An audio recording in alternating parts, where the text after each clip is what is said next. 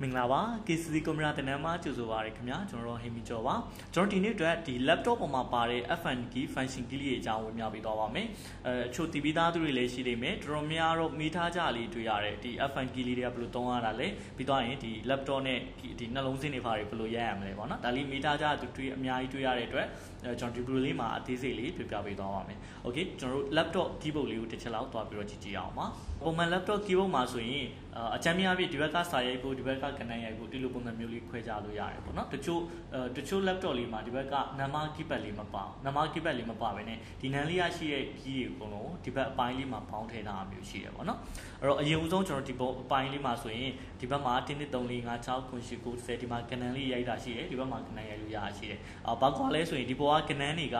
ကကျွန်တော်တို့ order နဲ့တွဲပြီးတော့သုံးလို့မရအောင်နော်နှလုံးစင်းတွေရိုက်တဲ့အခါမှာသုံးလို့မရဘူးပြီးရင်ဇော်ကြီးတို့ဘာလို့ရိုက်တဲ့အခါမျိုးဆိုရင်ဒီပေါ်ကနေရိုက်ရင်မြန်မာစာ1 2 3လေးဖြစ်မယ်ပြီးရင်ဒီဘက်ကသွားရရင်အင်္ဂလိပ်စာ1 2 3လေးဖြစ်မယ်ပေါ့နော်ဇော်ကြီးတို့ Unicode တို့မှာဆိုရင်ပြီးတော့ဒီ ABCD တွေကတော့ပုံမှန်တိုင်းပါပဲเนาะအားလုံး TV သားလေးပါပဲပြီးတော့ဒီဘက်က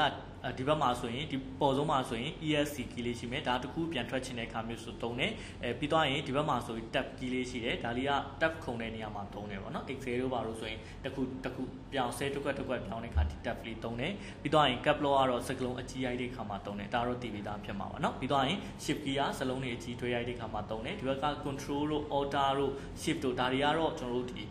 special key လေးပေါ့နော်သူတို့နဲ့တွဲပြီးဒီ clone လေးနေပြီးတော့ shortcut လေးတတ်မှတ်ပြီးတော့သုံးတာပြီးတော့ရင်ဒါကတော့ window logo key ဒါကပုံမှန်အားလုံးသိပြီးသားဖြစ်တဲ့အားလေးဖြစ်မယ်ပြီးတော့ရင်ဒီဘက်မှာ control ဒီဘက်မှာဒီ control နဲ့ဒီ control တူတူပဲဒါပေမဲ့ဒီဘက် control ကright click ပါသုံးလို့ရတယ်ဒါလေးเนาะဒီဘက်မှာတော့ဒါဒီ arrow key လေးရှိမယ်ဒါပုံမှန်တိုင်းအားလုံးသုံးနေကြတာလေးပြီးတော့ရင်ဒီဘက်မှာ number lock လေးရှိမယ်ပြီးတော့ရင်ဒီမှာ number keypad လေးရိုက်သုံးလို့ရတယ်ဒါတွေကတော့အားလုံးပုံမှန်သုံးနေကြ key လေးဖြစ်ပါလိမ့်မယ်အဲ့တော့အဓိကဒီနေ့မှာပြောပြချင်တာကကျွန်တော်အပေါ်မှာရှိတဲ့ FN key function key လေးတွေအလုံးလုံးပုံမှာအဲ့တော့ function key ဆိုတာလေးကဆက်တစ်လုံးနဲ့တစ်လုံးဒီပုံမှာသတ်မှတ်ထားတဲ့ခလုတ်လေးတွေကမတူဘူးเนาะပုံသေးတော့သတ်မှတ်လို့မရအောင်ဒါဆိုရင်အခုဒီမှာ hotspot လွှင့်နေရလေးရှိမယ်ပြီးတော့ဒီဘက်မှာအလင်းအောင်တိုးရှော့လုပ်လို့ရတာရှိမယ်ဒါလေးတွေကရိုးရိုးတန်းတန်း click တစ်ချက်နဲ့ဒီဥမာဒီမှာအတန်ပိတ်ထားတဲ့ sign လေးတစ်ခုရှိတယ်အတန်ပိတ်ထားတဲ့ sign လေးဒီမှာအတန်တိုးအတန်လျှော့sorry ပြောင်းမယ်ဖြစ်နေပြီအတန်လျှော့တယ်အတန်တိုးတယ်ဒါလေးတွေသုံးဖို့အတွက်ဆိုရင်ကျွန်တော်တို့ကဘာကီးမှနှိပ်စရာမလိုဘဲနဲ့တခါတည်းတန်းနှိပ်လိုက်လို့ရတယ်ဒါလေးတန်းနှိပ်လို့ရတယ်ဒါပေမဲ့တချို့ set တွေကျတော့ FN key နဲ့တွဲနှိပ်ပြရတယ် FN ရဲ့ပြီးတော့ရင်ဒီနန်းလေးက F1 ရဲ့နှိပ်လိုက်ရင်ဘာဖြစ်သွားမလဲဆိုရင်အတန်ပိတ်တာဖြစ်သွားမယ် FN ရဲ့ F3 ရဲ့နှိပ်လိုက်တယ်ဆိုရင်ဒါအတန်ချဲ့တာဖြစ်သွားမယ်ဒါဆိုရက်တာတို့ဒါ file ရှာတာပါညာဒါလေးဖြစ်သွားမယ်ဒါတွေကတော့ laptop တစ်လုံးနဲ့တစ်လုံးသတ်မှတ်တာမတူဘူးဆိုတဲ့အတွက်ကျွန်တော်ဒီဟာလေးကိုတော့အသေးစိတ်မပြောပြတော့ဘူးဘာလို့ဒီနေ့ဘာကိုပြောပြချင်တာလဲဆိုရင်ကျွန်တော်ဒီ F1 F2 F3 ရဲ့ပုံမှန် built-in ပါတဲ့ function ဘာတွေလဲဆိုတာလေးကိုပြပြပေးသွားပါမယ်အဲ့တော့ကျွန်တော်အချင်းချုပ်လေးဒီထဲမှာရေးပေးထားတယ်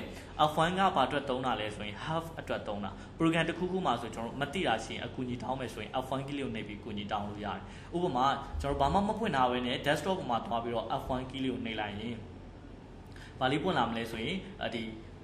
half program လေးပွင့်လာမယ်ဘယ်ကနေလဲဆိုရင်ဒီ browser လေးကနေပွင့်လာမှာbrowser လေးပွင့်လာမယ်ပြီးတော့ရင် internet ကနေတခါတည်းသွားချိန်ပြီးတော့သူကျွန်တော်တို့ဘာကူညီပေးရမလဲဆိုတဲ့ပုံစံမျိုးသွားလာပြီးတော့မေးလိမ့်မယ်ပေါ့နော်အဲ့ဒီမှာကျွန်တော်တို့ Microsoft website ကိုသွားပြီးတော့ကျွန်တော်ကိုသိချင်တာလေးလမ်းပြီးတော့အခုကြီးတောင်းလို့ရတယ်အဲ့လိုမဟုတ်ဘူးတခြား software တွေမှာဆိုလဲတူတူပဲကျွန်တော်တို့ Photoshop မှာသွားပြီးတော့သွားတင်ပြီးတော့ F1 နှိပ်တယ်ဆိုလဲ Photoshop မှာPhotoshop ရဲ့ help ဆိုတဲ့ center ကိုရောက်သွားလိမ့်မယ်ပြီးတခြား software တွေအားလုံးမှာလည်းဒီပုံစံတိုင်းပါပဲเนาะဒါကတော့ help ကိုသုံးတယ်ပြီးတော့နောက်တစ်ခုက F2 ပါဒီ F2 လေးကကြဘယ်လိုနေရာမှာသုံးလဲဆိုရင်ကျွန်တော် rename ပေးတဲ့အခါမှာသုံးတယ်နာမည်တွေကိုကျွန်တော်တို့ folder တွေ file တွေကို rename ပေးတဲ့အခါမှာသုံးတယ်ဘယ်လိုလဲဆိုရင်ဥပမာကျွန်တော်ဒီနန်းလေးမှာprint ဆိုပြီးတော့နာမည်လေးပေးထားတယ်အဲ့ဒါလေးကို F2 key လေးနှိပ်လိုက်တာနဲ့သူကတစ်ခါလေးတန်းပြီးတော့ select ပေးသွားလိမ့်မယ် select ပေးပြီးကျွန်တော်တို့ပြောင်းချင်တာလေးနဲ့ပြောင်းလို့ရတယ်2020ဒီလိုပုံစံမျိုးလေးပေါ့နော်ဒါ F2 က rename ပါပြီးတော့နောက်တစ်ခုက F3 ကကျတော့ search လုပ်တဲ့အခါမှာသုံးတယ်ဥပမာကျွန်တော် computer တွေကိုသွားတယ်this PC တွေကိုသွားတယ်ပြီးတော့ရင်ဒီထဲမှာဒီထဲကကျွန်တော်ဗီဒီယိုလေးတွေကိုရှာချင်တယ်ဒါဆိုရင်ကျွန်တော်ဘာမှမနှိပ်ပဲနဲ့ F3 လေးကိုနှိပ်လိုက်တယ် F3 ကိုနှိပ်လိုက်တယ်ပြီးတော့ရင်ဒီပေါ်မှာဗီဒီယိုလို့ရိုက်ရှာလိုက်တယ်F3 နှိပ်လိုက်တာနဲ့သူက auto ဒီဘက်မှာ ဒီ Nalia search ပေါက်လေးမှာတွားပြီးတော့ကာစာဝင်တော့ပါเนาะအဲ့ကြကျွန်တော် F3 ကိုနှိပ်ပြီးတော့ကိုရေးချင်တာရိုက်ချင်တာရိုက်ပြီးတော့ရှာလို့ရပါတယ်နောက်တစ်ခုက F4 ကကျွန်တော် file location တွေကြီးတဲ့အခါမှာသုံးပါတယ်ဥပမာဆိုပါစို့ကျွန်တော်တစ်ခုလောက်ကြည့်ကြည့်မယ် this PC တွေက D တွေက office data တွေကထားပါတော့ online တွေကဒီ file လေး sorry class ကထားပါတော့ဒီနေရာလေးဆိုရင်ကျွန်တော်ပုံမှန်ဆိုရင် internet အပြင်လို့ပြောမယ်ဆိုရင် this PC တွေက KCC office data တွေက office data တွေက online ဆိုတဲ့အထဲက class guide ဆိုတဲ့ file လေးပါဒီလိုပုံစံမျိုးပြောတယ်ဒါပေမဲ့ကျွန်တော်တို့က directory like တခါတည်း comment တွေကနေရိုက်ပြီးတော့သုံးမယ်သူ့ရဲ့လမ်းကြောင်း link ကိုယူမယ်ဆိုရင်ဒီတိုင်းပြောပြလို့မရတော့ဘူးအဲကြဘာလေးကိုနှိပ်လို့ရလဲဆိုကျွန်တော်တို့ F4 ဆိုတာလေးကိုနှိပ်လိုက်လို့ရတယ်အဲ့တော့ F4 ဆိုတာလေးနှိပ်လိုက်ရင်ဒီနေရာလေးမှာဘာဖြစ်သွားပြီလဲဆိုရင်ကျွန်တော်တို့ file တွေကူးယူလို့ရတဲ့လမ်းကြောင်းလေးရသွားပြီဒါဆိုရင် D slash ပြီးတော့ office data ဆိုပြီးတော့ online ဆိုပြီးဒီပုံစံတိုင်းဖြစ်သွားအဲ့တော့ဒါလေးကိုကျွန်တော်တို့က copy ကူးပြီးတော့ထားပါ note လေးမှာတင်ထားမယ်ဆိုရင်လေသူ့ရဲ့ file လမ်းကြောင်းဆိုပြီးတော့တင်ထားလို့ရတယ် file လမ်းကြောင်းတင်ထားပြီးတော့ကျွန်တော်တို့အဲ့နေရာကိုပြန်သွားခြင်းနဲ့ဆိုရင်ဒါလေးကို copy ကူး run ကနေတခါလေးတန်းရိုက်ပြီးတော့အနာခောက်လိုက်လို့ရတယ်ဒါဆိုခုနနေရာလေးကိုပြန်ရောက်သွားပြီ file လမ်းကြောင်းတွေကြည့်တဲ့အခါမှာသုံးလို့ရပါတယ်ပြီးတော့ရင်နောက်တစ်ခုက Alt F4 ဆိုတာအားလုံးသိတယ် Alt ရဲ့ F4 key လေးကိုနှိပ်လိုက်ရင် program ပိတ်တာဆိုတာလေးဖြစ်သွားမှာเนาะပြီးတော့ရင်ကျွန်တော်တို့နောက်တစ်ခုက F5 က refresh ပါเนาะ refresh ဆိုတာကကျတော့ကျွန်တော်တို့သူပြင် website တွေဘာတွေကြည့်တဲ့အခါမျိုးဆိုရင်အခုဒီမှာကျွန်တော်တို့ဟို loading သွားနေတယ်loading လဲနေတယ်တကယ်လို့ refresh လုပ်ချင်ရင် F5 key လေးကိုနှိပ်လိုက် sorry ဒီမှာတော့ကျွန်တော် shortcut လို့ပြောနေလိမ့်မယ် F5 key လေးနှိပ်လိုက်ဒါဆိုရင်refresh ဖြစ်သွားပါလိမ့်မယ်เนาะပြီးတော့ browser တွေတို့ပြီးတော့ရင် desktop ပေါ်မှာလည်းကျွန်တော်တို့ F5 key လေးကိုနှိပ်လိုက်ရင် refresh ဆိုတာလေးနဲ့တူတူပါပဲเนาะ refresh ဆိုတာလေးဖြစ်သွားလိမ့်မယ်တခုခုဟိုပြောင်းလဲသေးဘူးဆိုရင် F5 လေးနှိပ်လိုက်လို့ရတယ်နောက်တစ်ခုက internet address bar ပါ F6 internet မှာကျွန်တော်တို့ address bar လေးကိုသွားပြီးကာစာချခြင်းနဲ့ဆို F6 key လေးကိုနှိပ်လို့ရတယ်ဥပမာကျွန်တော်ဒီဘက်မှာ browser လေးဖွင့်လိုက်တယ်ဒီပုံမှာတစ်ခုရေးချင်တယ်ဆိုရင်ကျွန်တော် mouse မသွားဘဲနဲ့ F6 key လေးကိုနှိပ်လိုက်လို့ရတယ်နှိပ်ပြီးတော့ဘယ်ကိုသွားခြင်းလဲဒီလိုပုံစံမျိုးလုပ်လို့ရတယ်ပြီးတော့ရင်သူ့ရဲ့လမ်းကြောင်းလိပ်စာအတိအကျဒီမှာတော့ shortcut အတူလေးဖြစ်နေလိမ့်မယ် F5 လေးကိုနှိပ်လိုက်တာနဲ့ sorry F6 လေးကိုနှိပ်လိုက်တာနဲ့သူ့ရဲ့အပြည့်စုံဒီ https တွေရော www တွေရောဒါတွေအကုန်လုံးပါလာပြီဒါလေးကို copy ကူးမလားကျွန်တော်တို့ Google ကိုသွားမလားပြင်မလားဒါပါဒါကိုစိတ်ကြိုက်တာလုပ်လို့ရတော့ပါတယ်ဒါကတော့ F6 ပါနောက်တစ်ခုက F7 တော့ပုံမှန်အပြင်မှာကျွန်တော်တို့မသုံးဘူးဒီ program တွေထဲမှာပဲသုံးမယ် spelling စလုံးပေါင်းမှမှန်စစ်တရားလေးပါเนาะပြီးတော့ရင် F8 ကကျတော့ save mode တွေဝင်တဲ့နေရာမှာသုံးတယ်ပုံမှန်တော့ကျွန်တော်တို့ဟို default အနေနဲ့တော့ဘာမှသုံးစရာမလိုဘူး Windows တက်တဲ့အခါမှာဒီ F8 key လေးကိုနှိပ်ပြီးတော့ save mode တွေဝင်တဲ့အခါတော့ဒါတွေပြန်သုံးလို့ရ save mode ကတော့ကျွန်တော်တို့ဒီcomputer maintain နဲ့လုပ်တဲ့အခါ system ဘိုင်းတစ်ခုပြင်စရာချင်းတွားပြီးတော့ပြင်တဲ့နေရာလေးပါနောက်တစ်ခုက F9 ပါ F9 တော့ကျွန်တော်ပုံမှန်သုံးစရာမရှိဘူးပြီးတော့ရင် F10 ကကျတော့ဟိုပုံမှန် F10 ကြီး default တိုင်းမသုံးဘူးသူက shift key လေးနဲ့တွဲပြီးသုံးပြီးတော့ right click ခေါ်လို့ရတယ်ဥပမာကျွန်တော်ဒီနေရာလေးကို right click နှိပ်ချင်တယ်ဆို shift ရဲ့ F10 ရဲ့ keyboard ကနေ shift ရဲ့ F10 နှိပ်လိုက်တာနဲ့ဒီမှာ right click ပေါက်လေးတက်လာတယ်အဲ့လိုပဲကျွန်တော်တို့ desktop မှာရှိတဲ့ file လေးတစ်ခုပေါ်မှာ shift ရဲ့ F10 key လေးနှိပ်လိုက်တယ်ဆိုရင်ဒါသူ့ရဲ့ right click ဆိုပြီးတော့ဟိုကျွန်တော်ညာ click နှိပ်လိုက်တဲ့အတိုင်းလေးတက်လာတယ် mouse နှိပ်စရာမလိုဘူးပေါ့နော်ဒါကဒီ F10 key လေးရဲ့တုံးတာပါဒါ default ဒီ Windows ထဲမှာသုံးလို့ရတဲ့အပိုင်းလေးကိုပြောပြတာပါเนาะပြီးတော့ software ထဲမှာတော့တစ်ခုနဲ့တစ်ခုတော့မတူဘူးဥပမာ Photoshop မှာပါတဲ့ F10 နဲ့ Microsoft မှာ F10 နှိပ်တာနဲ့မတူတော့ဘူးเนาะသုံးတဲ့ပုံစံလေးမတူဘူးပြီးတော့နောက်တစ်ခုက F11 က full screen ပြတာပါ full screen ဆိုတော့ဟိုကျွန်တော်တို့ Windows this PC လေးဖွင့်ထားတယ်ပြီးတော့ရင် DL ကိုသွားထားတယ်ပြီးတော့ရင်F10 ဖြစ်နေပြီ F11 လေးကိုနှိပ်လိုက်တယ်ဆိုရင် screen ကအပြည့်ဖြစ်သွားတယ်ဒီလိုပုံစံမျိုးလေးကိုပြောတာပြီးတော့ internet သုံးတဲ့အချိန်မှာလည်းဒါလေးကိုသုံးလို့ရတယ်ကျွန်တော်တို့ browser လေးဖွင့်ထားတယ် browser ဖွင့်ထားတဲ့အချိန်မှာ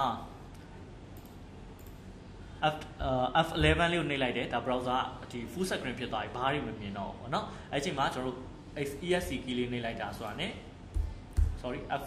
F11 ပဲပြန်နေမယ်เนาะ F11 ပြန်နေလိုက်တာ ਨੇ ဒါ screen ပုံမှန်တိုင်းပြန်ဖြစ်သွားပြီဒါလေးသုံးလို့ရတယ်เนาะတချို့ shortcut တွေကတော့အများကြီးသုံးကြမလို့ပါပြီးတော့နောက်တစ်ခုက F12 ပါ F12 ကတော့ကျွန်တော်တို့ဒီ Microsoft မှာဆိုရင် CF အနေနဲ့သုံးလို့ရတယ်ပြီးတော့ရင်ခုနကပြောခဲ့တဲ့ဒီ BIOS setting တွေဝင်ပြီးတော့ boot menu တွေကိုသွားတဲ့နေရာမှာလည်းသုံးလို့ရပါတယ်အဲ့တော့ဒီထဲမှာဆိုရင်အဓိကကျွန်တော်တို့သုံးအောင်မှာဒီ rename သုံးတာတွေသုံးလို့ရတယ် F3 search လုပ်တာတွေသုံးလို့ရတယ် F4 file location ရှာတာတွေကြည့်တဲ့အခါမှာသုံးလို့ရတယ် F5 သုံးလို့ရတယ်ပြီးတော့ F6 လည်းသုံးလို့ရတယ် F7 တို့ဘာလို့ program သုံးတဲ့အခါမှာပဲသုံးတာပါအပေါ်မှာဒီဟာလေးသုံးတယ်ပြီးတော့နောက်ထပ် F11 တို့ဘာလို့ full screen ကြည့်တဲ့အခါ TV ကြည့်တဲ့အခါတို့ဘာလို့ဆိုမှလည်းတူတူပဲသုံးလို့ရတယ် full screen မှာဒါဆိုရင်ကျွန်တော်အကြမ်းများအပြင်တော့ဒီ F1 F2 ဒီ key လေးတွေကဘာတွေလုပ်လို့ရလဲဆိုတော့တည်သွားပြီကျန်တဲ့ key လေးတွေတော့ဘာမှမထူးဆန်းပါဘူးเนาะဒီနေရာမှာတခုပြောစရာရှိတာတချို့ laptop လေးတွေမှာဒီဘက်က number keypad မပါဘဲနဲ့ဒီ number keypad ကိုဒီထဲမှာပေါင်းထားတာမျိုးရှိတတ်တယ်အဲ့လိုခါမျိုးဆိုရင်ကြတော့ FN key လေးဒီနန်းလေးမှာသူက1 2 3 4 5 6 9 8 9ဆိုပြီးတော့ဒီနန်းလေးရဲ့ key လေးတွေနဲ့ပေါင်းသွားပေါင်းထားလိမ့်မယ်အဲ့ပေါင်းထားတာလေးကိုနှိပ်ဖို့အတွက်ဆိုရင်ပုံမှန်ကျွန်တော်တို့ဒီမှာရိုက်တယ်ဆိုရင် HJKL ဆိုပေါ်ပြီးတော့ FN key လေးကိုနှိပ်ပြီးတော့ဒီနားမှာ number lock ဒီနားတော့မဟုတ်တနေရာတစ်ခုမှာပေါ့နော် FN key လေးရဲ့ number lock လေးကိုတွားနှိပ်လိုက်တယ်ဆိုရင်ဒီနန်းလေးက number keypad လေးပွင့်သွားပြီးတော့ဒီနန်းလေးရဲ့စကလုံးလေးရရင်1 2 3ဆိုတာလေးဖြစ်နေပါလိမ့်မယ်အဲ့ခါကျမှကျွန်တော်တို့ကနှလုံးစင်းတွေပါရိုက်ချင် alter key လေးကိုနှိပ်ပြီးတော့ဟိုမှာ0 1 2 3ပါကြိုက်တာရိုက်လို့ရသွားပြီပေါ့နော်အဲ့တော့နှလုံးစင်းတွေရိုက်ချင်ဒီနန်း key လေးနဲ့ရိုက်ရတယ်ဒါကဒီလို number keypad မပါတဲ့ laptop တွေအတွက်ပါเนาะတချို့ set တွေမှာဆိုရင်တော့လုံးဝဒီထဲမှာကိုမပါဘဲနဲ့အဲ့လိုအစလုံးစင်တွေရိုက်ချင်တယ်ဆိုရင် external keyboard နဲ့ရိုက်ပေးရတာမျိုးရှိပါတယ်เนาะဒါဆိုရင်တော့ကျွန်တော်တို့ဒီ laptop မှာပါတဲ့ key လေးတွေအကြမ်းပြင်းတော့တည်သွားပြီတချို့ key လေးတွေကသုံးစရာလိုတယ်တချို့ key လေးတွေကမသုံးလဲရတယ်တချို့ key လေးတွေကကျတော့ဒီ window ထဲမှာမသုံးရဘဲနဲ့ program တွေနဲ့သုံးဖို့အတွက်ထည့်ပေးထားတဲ့ key လေးတွေလည်းဖြစ်တယ်ပေါ့เนาะအဲ့တော့ဒါသုံးနေနေပို့ပြီးတော့နားလဲလာပါလိမ့်မယ်ဒါဆိုရင်ဒီ key လေးတွေစမ်းသုံးကြည့်လို့ရပါပြီเนาะတကယ်လို့အခက်အခဲလေးရှိရင်ကျွန်တော်ဒီဘရိုလေးရဲ့ comment မှာမေးလို့ရပါတယ်ဒီဘရိုလေးကအားလုံးအတွက်အကျိုးရှိလောက်မလို့တော့ထင်ပါတယ်တကယ်လို့ကိုယ့်အတွက်အဆင်ပြေခဲ့တယ်အသုံးဝင်ခဲ့တယ်အကျိုးရှိခဲ့တယ်ဆိုရင်ဒီဘရိုလေးရဲ့ comment မှာ yes လို့ရေးပေးသွားပါအောင်နောက်နေ့မှာလည်းအားလုံးအတွက်အကျိုးရှိတဲ့သင်ခန်းစာလေးတွေကျွန်တော်စူးစမ်းပြီးတော့ဝေမျှပေးသွားပါမယ်အားလုံးအဆင်ပြေပါစေခင်ဗျာ